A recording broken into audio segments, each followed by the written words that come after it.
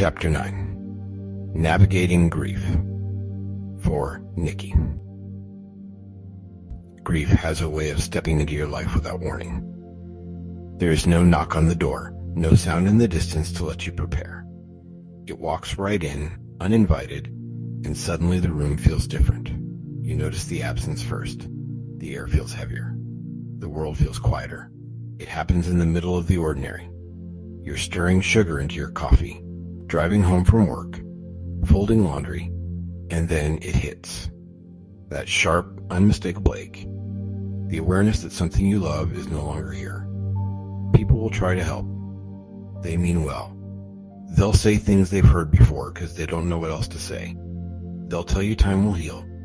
They'll tell you the person you lost is in a better place. But those words are like paper held up in the rain. They don't hold the weight. Time does not heal. What it does is teach you how to carry what you cannot put down. Part of what makes grief so heavy is the way we try to freeze the things we love. We imagine we can hold them exactly as they were, untouched, unchanged. But life is not meant to stand still. Everything we cherish is already in motion, and that motion is what makes it so precious. When someone is gone, your first instinct is to resist it. Your mind looks for them everywhere. In the scent of a shirt you haven't washed yet. In the chair where they always sat. In the way a song plays in the background and makes you pause. And the harder you cling to how it used to be, the harder it is to breathe. Letting go does not mean letting them slip away. It means making space for the relationship to take a different shape. You no longer speak face to face, but you hear them in the way you think through a problem. You see them in the courage you find at the edge of fear. They live in the quiet instincts that now guide you without asking permission. No one exists alone. Who you are is made of everyone who has ever touched your life. The one you lost is not gone from that fabric. They are stitched into the way you see the world. Into the way you love. Into the way you stand up when it matters. At first, grief feels like an intruder. You want to outrun it, bury it, smother it under noise. But grief is not here to harm you. It is here to remind you that what you had was worth feeling this deeply about. You might feel guilty the first time you laugh again. You might think joy means forgetting. It doesn't. Joy and sorrow are not enemies. They are both proof of love. Over time, grief changes shape. At the start, it is sharp, impossible to ignore.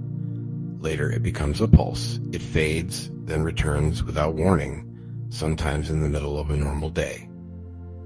This is not failure. This is love finding a way to keep speaking. We are taught to believe we are separate from the ones we lose, but that has never been true. You are still part of the same unfolding life. Just because you cannot see them does not mean they are gone. The work is not to get over the loss, but to live with it as part of you. That might mean carrying forward a tradition they loved. It might mean making choices they would be proud of. It might simply mean being the person they saw in you when you could not see it yourself.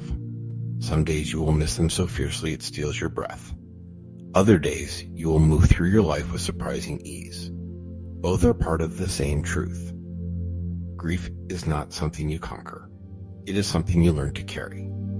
If you let it, it will not harden you. It will deepen you. It will sharpen your focus on what matters most. There comes a day when the question shifts. You stop asking why it happened and start asking how you can carry it well. And the answer will not be found in words. It will be in the way you live. One afternoon, you will notice you are doing something they would have loved. Cooking the dish they always made. Helping someone without being asked. Speaking up in a moment when silence would have been easier. And you will realize you are not imitating them. You are continuing them. They are not in your past. They are in your hands, your voice, your choices. They are in the way you move forward. Grief does not end. It becomes a thread in the story you are still writing. And when you allow it to be part of you, you see that what you lost is still here in another form. And one day, when you are caught off guard by a feeling you cannot name, you will close your eyes and know they never left. They are here, and you are still walking together.